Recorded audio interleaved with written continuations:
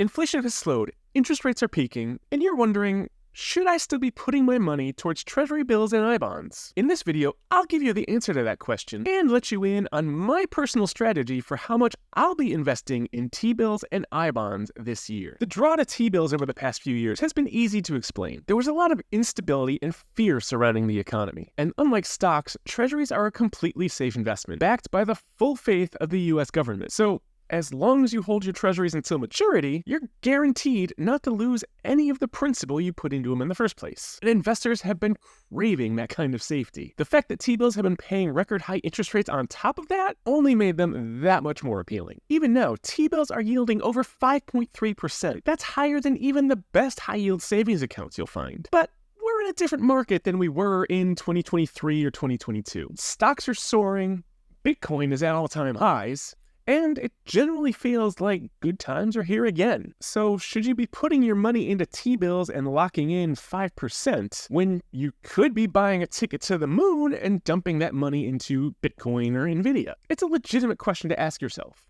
And I'll give you a few reasons why I think that T-bills and I-bonds are still worth your time in 2024. As I sit here and record this, we're in the middle of tax season. I just filed my return last week, and while it was nice earning a nice high interest rate on my savings account all year long, it became a little less fun when I filed my taxes. Because, as some of you may know, I live in New York, and any of that interest I earned on my high-yield savings account over the course of the year is taxed not only by the federal government, but by New York State as well. And chances are you're in the same boat as I am, because 41 out of the 50 states have a state income tax. But if you invest that money in T-bills, not only do you get a higher interest rate than high-yield savings accounts are paying, but any interest you earn on treasuries is exempt from state income taxes, meaning the actual interest rate you're earning by putting your money into treasuries is, in reality, that much higher than what you're earning on your high-yield savings account. And no matter who we are, each one of us still has a need for safety in our portfolio. Safety not only from loss, but from inflation and from changing interest rates. Because interest rates right now are the highest they've been at since around 2007.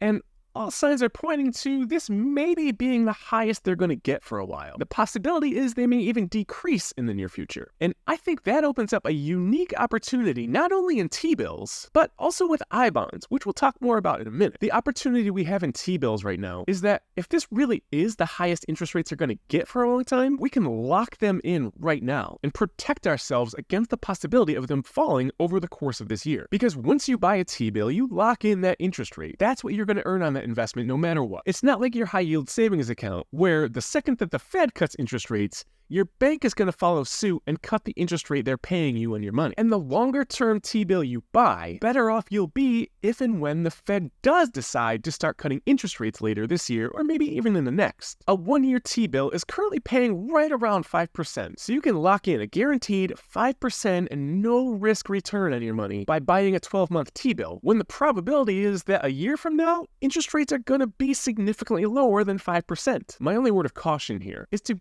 be sure you weigh the length of T-bill you're going to buy against when you may need access to that money. Because while you can sell T-bills early before maturity, I always advise buying a length that you'll be comfortable with holding the whole way through. We should also be a little careful on playing predictions on where interest rates might go, if they might go higher or lower in the future. Because that, just like timing the stock market, is a game none of us are going to win. Now, in my case, my wife is in the market for a new car. So we're going to have to pull a good chunk of money out of our savings to pay for it whenever she makes up her mind and decides what it is she wants to drive. So I'm going to need to have access to some money fairly quickly. And I don't want to lock that money up in a one-year T-bill if I'm going to need it in 2 or 3 months. So instead, what I'm doing with my T-bill investments right now is I'm putting them towards the shortest term T-bills available, which of course are the 4-week T-bills. And a weird quirk we have going on right now is the 4-week T-bills are actually paying a higher interest rate than the 1-year T-bills. But remember, and I have to point this out because I got a lot of comments on my prior T-bill videos, the interest rates quoted for T-bills are the annualized interest rate. So a 4-week T-bill paying 5.3%, you're not getting 5.3%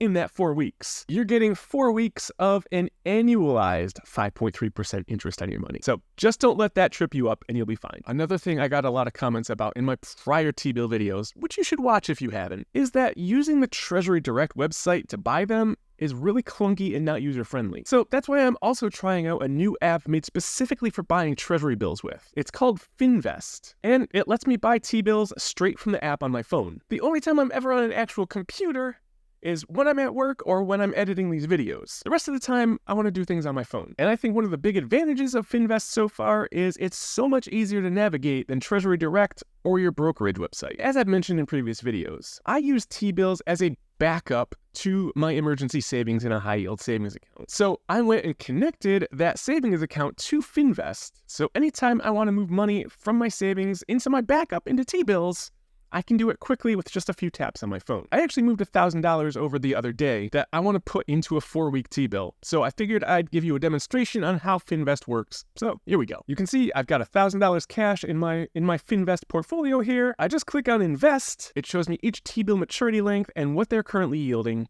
I just pick the one I want, which is the 1-month Treasury bill at 5.35% right now. I enter in how much I want to invest at that, which of course is my full $1,000 I have there right now. I click confirm, and boom, I just bought $1,000 worth of 4-week T-bills, just like that. And of course, I'll leave a link to this Finvest app down in the description of the video. If you want to check them out, go ahead and do that. Now, a thing you have to remember, T-bills don't pay interest like a stock pays dividends or your bank pays you interest on your savings account. Instead, when you buy the T-bill like I just did there, you buy it at a discount, which represents the amount of interest you're going to earn when the T-bill matures. So even though I just told Finvest I want to buy $1,000 worth of 4-week T-bills, I'll only actually pay $990 some for it right now. I screwed up the math on that in one of my last T-bill videos, and I can't even count how many comments I got correcting me about it. So thank you for paying attention and being much better at math than me. But once the T-bill matures, that's when I get the full $1,000. So however much you enter that you want to buy in T-bills, whether it's $500 or $1,000 or $10,000. That's the amount you'll receive at maturity. What you'll pay at the time of purchase is that amount less whatever interest you're going to earn. T-bills aren't the only major opportunity we have right now when it comes to places we can park our cash. Ibonds, while severely less hyped than they were a year or two ago, are actually a much better investment opportunity right now than they were a year or so ago when they were paying like 9.6% interest. That's because back when they were paying that 9% interest, the entire interest rate the Ibond was paying was the variable inflation interest rate. Remember, an Ibond's total interest rate is made up of a variable portion that changes with inflation and a fixed portion. So you got a huge interest rate for 6 months because inflation was so high. But as inflation has slowed, the variable interest rate that Ibonds pay has come down with it. But like we just discussed with T-bills, interest rates in general are so high right now. Ibonds are now paying a 1.3%